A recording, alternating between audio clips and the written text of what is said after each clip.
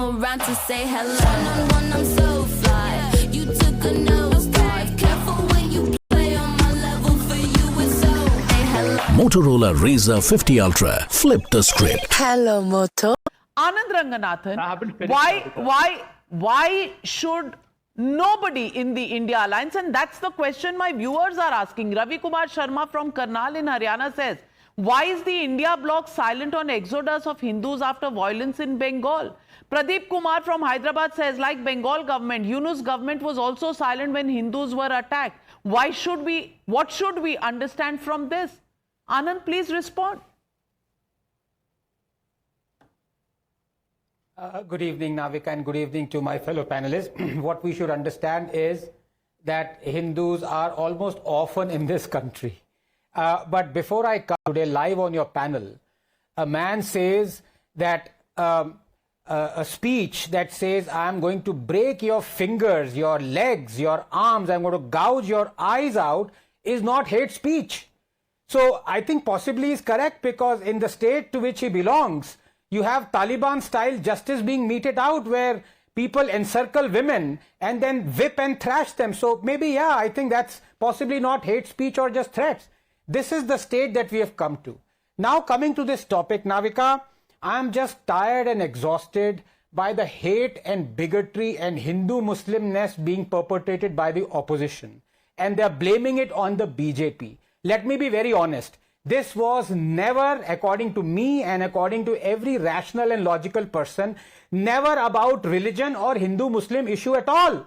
It was about discrimination. It was about continuance of inequality that was to be addressed. Now, you know my first principles. I am against a discriminatory act per se. But in the circumstances that act will not be abrogated, the next best thing happened. In fact, on times now I have said, perfect is the enemy of good. So when you have a lot of draconian clauses being removed from the erstwhile Waqf Act, it is at least better than the erstwhile Waqf Act. Now, the fact of the matter is nobody is talking about this on your show. Please give me 30 seconds.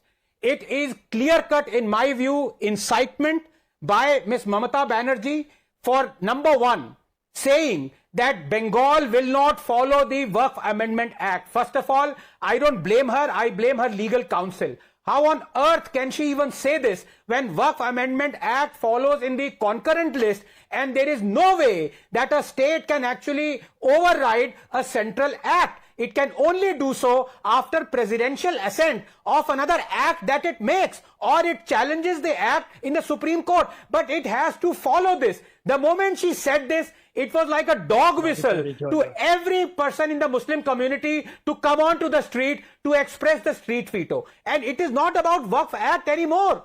It is about the pogrom that is being conducted against Hindus. The two men who were lynched, father and son.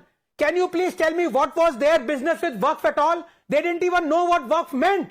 Why have they been lynched? Why isn't Rahul Gandhi, why isn't any person in the opposition visited their home or talking about it? This is the situation, and I need one question to be asked to Pradeep Bhandari, my good friend. This is the fifth exodus and case of refugees of Hindus in 5 years in Bengal. It started with Diamond Harbour, then it was Cooch Behar, then it was Birbhum, then it was 24 Paraganas, and now it is Murshidabad.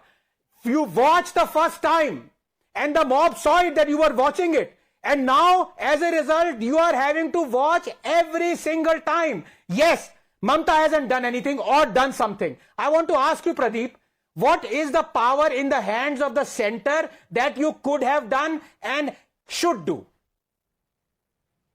Respond, Pradeep.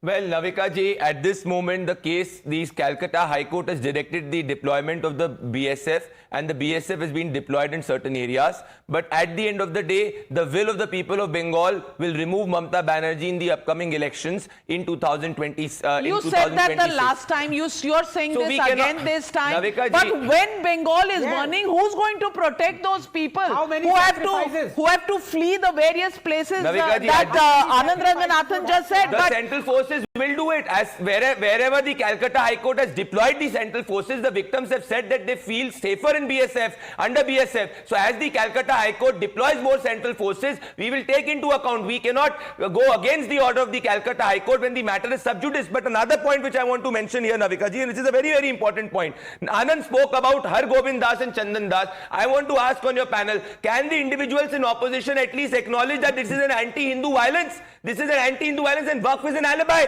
What happened in the case of Saraswati Puja? What happened in the case of Durga Pant Puja? What happened in the case of Ram Navami? What happened in the case of post-2021 post-poll violence, where the Calcutta High Court, it's not the rule of the law, but law of the ruler? Till now, the opposition members have not even acknowledged that it's an anti-Hindu violence. And my dear friend Sanjay, you speak about constitution. If a man has called Shariat above constitution, why have you not removed the person? Digvijay Singh and Rashid Alvi. Rashid Alvi says it's action-reaction. Absolutely.